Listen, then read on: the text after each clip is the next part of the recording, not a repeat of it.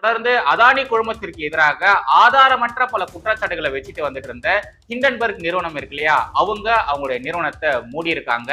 Adani, Ambani, SEBI இது போன்ற இந்தியாவுடைய மிக முக்கியமான அமைப்புகளுக்கு எதிராக இந்தியாவுடைய வளர்ச்சியை தடுக்கணும் அப்படிங்கிறதுக்காக இந்த ஹிண்டன்பர்க் ஏகப்பட்ட உள்குத்து வேலைகளை பார்த்திருக்கான். பட் இப்போ அவனுடைய கம்பெனியை மூடிட்டு போயிருக்கான். இந்த ஒரு செய்தி கேள்விப்பட்ட உடனேயே நம்முடைய பொப்புக்கு நெஞ்சு வலியே வந்திருக்கும் போல. அவனுடைய கம்பெனியை மூடினதுக்கு இங்க இருக்கக்கூடிய தேச விரோத கோஷ்டிகள், இந்த கூட்டங்கள், இவனுங்க எல்லாருமே கண்ணீர் விட்டு கதறி அழுதுட்டு இருக்கானுங்க.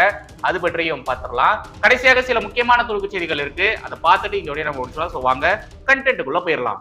எப்பொழுதும் எதிராசன் வடிவழகி என் இதய தொழுதால் இல்லை எனக்கெதிர் இல்லை எனக்கெதிர் இல்லை எனக்கெதிரே.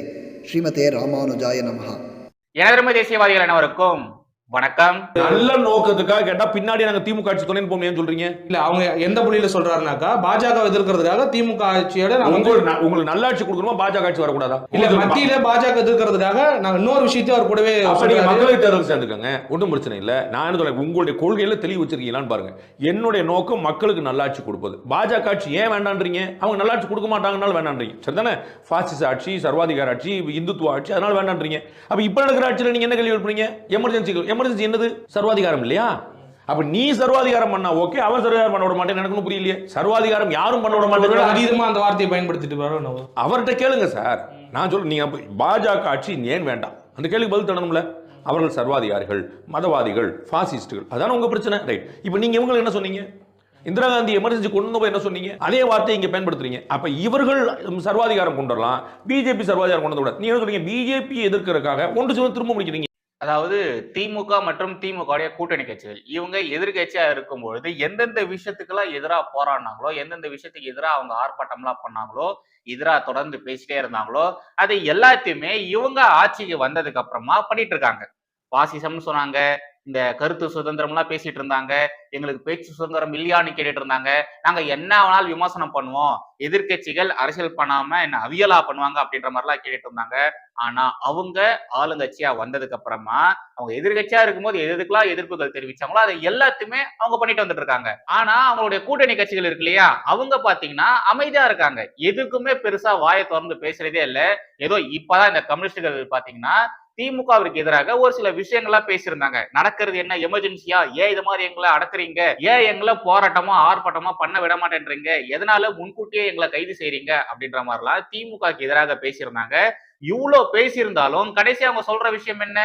என்ன ஆனாலும் என்ன நடந்தாலும் நாங்க திமுக கூட்டணியில தான் இருப்போம், பாசிச பாஜகவுடைய ஆட்சியை ஒழிக்கிறதுக்கு நாங்க திமுக கூட்டணியில தான் இருப்போம் அப்படின்ற மாதிரி சொல்றாங்க. இல்ல புரியல, இவங்க தான் திமுகவுடைய ஆட்சியை பார்த்து இது என்ன எமர்ஜென்சி நேரமா, ஏன் இது மாதிரிலாம் பண்றீங்கன்னு கேக்குறாங்க.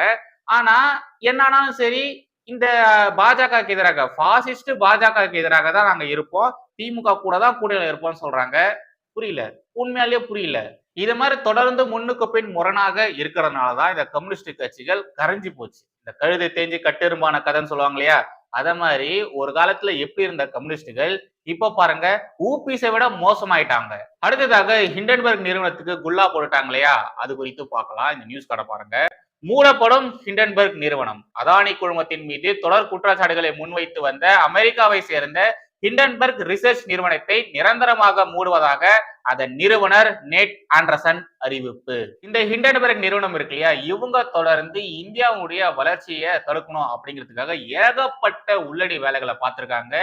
இந்தியா இப்போ இந்த அளவு வளர்றதுக்கு மிக முக்கியமான காரணகர்த்தாவா இருக்கக்கூடியவர்களை தாக்கி பேசிட்டே இருந்தாங்க. அதானி, அம்பானி, செபி போன்ற முக்கியமான அமைப்புகள், நிறுவனங்கள்லாம் இருக்கு பாருங்க.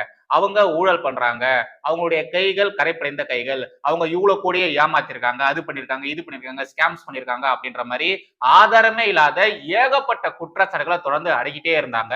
அந்த நேரத்துல பப்பு உட்பட பல அரசியல் கட்சி தலைவர்கள் அது குறித்து பேசிட்டே இருந்தாங்க.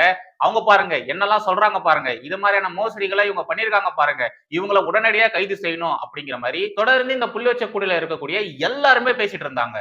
இங்க நம்ம தமிழகத்துல இது குறித்து கொஞ்சம் கூட புரிதலே இல்லாத தற்கொலை ஊபிஸ்கள் கண்ட மெனிக்கு ஃபயர் விட்டாங்க. பயங்கரமா ஃபயர் விட்டுட்டு சுத்திட்டு இருந்தானுங்க. இவனுங்க வாயில விழுந்தது இது வரைக்கும் என்ன உருப்பட்டு இருக்கு?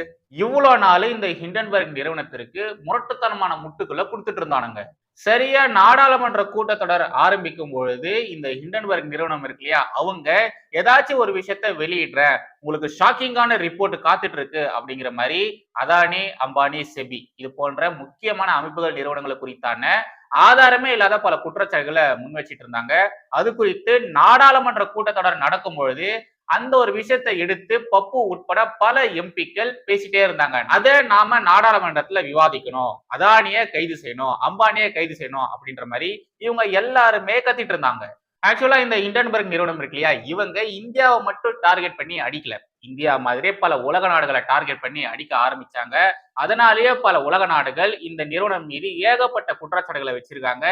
ஆதாரமே இல்லாம எங்க மேல வீண் பழிய சுமத்துறாங்க, இவங்களுடைய நடவடிக்கைகள் எல்லாமே எங்களுடைய நாட்டுடைய வளர்ச்சியை கெடுக்கிற மாதிரி இருக்கு, இவங்க பல பயங்கரவாத அமைப்புகளுக்கு சப்போர்ட் பண்ற மாதிரி பல விஷயங்கள் செய்யறாங்க, உடனடியாக இந்த நிறுவனத்துல இருக்கக்கூடியவர்களை கைது செய்யணும், இது மாதிரியான விஷயங்கள் பண்ணக்கூடியவர்களை கைது செய்யணும் அப்படின்ற மாதிரி தொடர்ந்து ஏகப்பட்ட வழக்குகள் இந்த நிறுவனத்தின் மீது போட்டிருக்காங்க. இன்னும் கொஞ்ச நாள்ல ட்ரம்ப் அவர்கள் அதிபரா ஆக போறாரு. சோ ட்ரம்ப் வந்தாருன்னா என்ன ஆகும் அப்படின்றது எல்லாருக்குமே நல்லாவே தெரியும். இது மாதிரி ஏகப்பட்ட வழக்குகள் இவன் மேல போட்டதுனால, இந்த நிறுவனத்தின் மீது போட்டதுனால நைட்டோட நைட்டா இவன் என்ன பண்ணிருக்கான், நாங்க எங்களுடைய நிறுவனத்தை க்ளோஸ் பண்றோம், நிரந்தரமாக மூடுறோம் அப்படின்ற மாதிரி சொல்லி ரொம்ப உருக்கமா பேசி ஒரு வீடியோ வேற ரிலீஸ் பண்ணியிருக்கான்.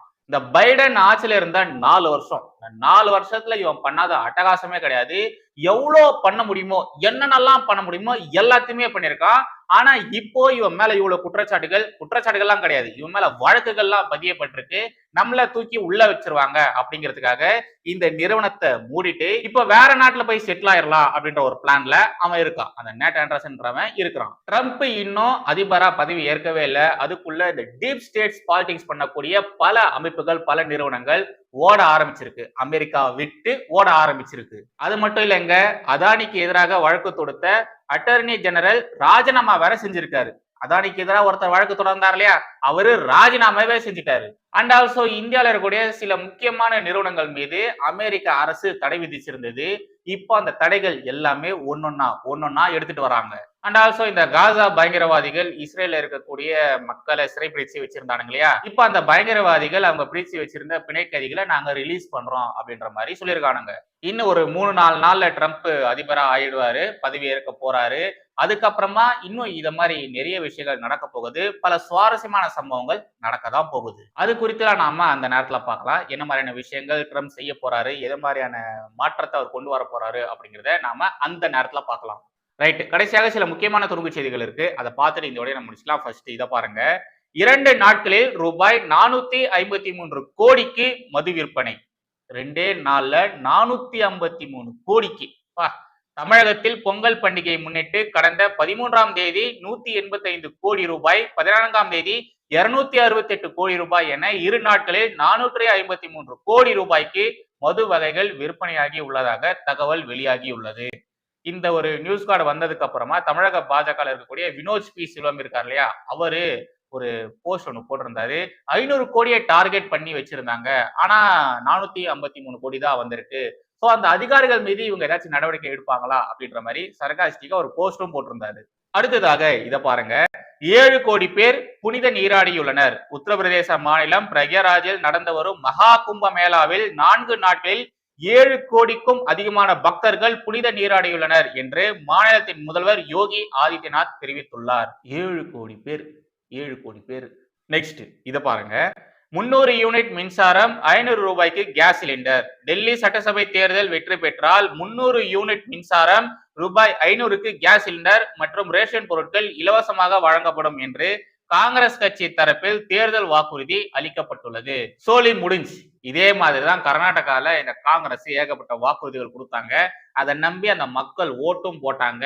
இப்ப கர்நாடகாவுடைய நிலைமை எப்படி இருக்கு, அந்த மாநிலத்துடைய நிதி நிலைமை எப்படி இருக்கு? ஒருவேளை டெல்லியில அவங்க ஆட்சி அமைச்சாங்கன்னு வச்சுக்கோங்களேன், கர்நாடகாவுடைய நிலைமை தான் டெல்லிக்கும் வரும். கடைசியாக இதை பாருங்க, வரலாறு படைத்த இஸ்ரோ விண்வெளியில் 2 விண்கலன்களை இணைக்கும் வகையில் இஸ்ரோ செயல்பட்டு வந்த ஸ்பேடெக்ஸ் திட்டம் வெற்றி பெற்றதாக அறிவிப்பு. விண்ணில் 2 செயற்கைக்கோள்களை டாகிங் முறையில் இணைக்கும் முயற்சியில் இஸ்ரோ வெற்றி. 2 விண்கலன்களை இணைக்கும் ஒருங்கிணைப்பு தொழில்நுட்பத்தை அறிந்த 4வது நாடு என்ற பெருமையை பெற்றது இந்தியா. நம்ம நாடு எப்பேற்பட்ட வளர்ச்சியை நோக்கி போயிட்டு இருக்குல்ல. ஆனா இங்க இருக்கக்கூடிய ஒரு சில பேர் இது குறித்தெல்லாம் தப்பாதான் பேசுவானுங்க. இங்க சோத்துக்கே வழி இல்ல, செயற்கைக்கோள் அவசியமா அப்படின்ற மாதிரி பேசுறதுக்கும் இங்க ஏகப்பட்ட பேர் இருக்கானுங்க. அவனுக்கு என்ன வேணாலும் பேசிட்டு போட்டோம், நாம நம்முடைய வளர்ச்சியை நோக்கி போயிட்டே தான் இருக்கணும். சோ அவ்வளவுதாங்க இன்னைக்கான கண்டென்ட். மறுபடியும் அடுத்த ஒரு சந்திக்கிறேன். ஜெய்ஹிந்த், வந்தே மாதரம். வந்தே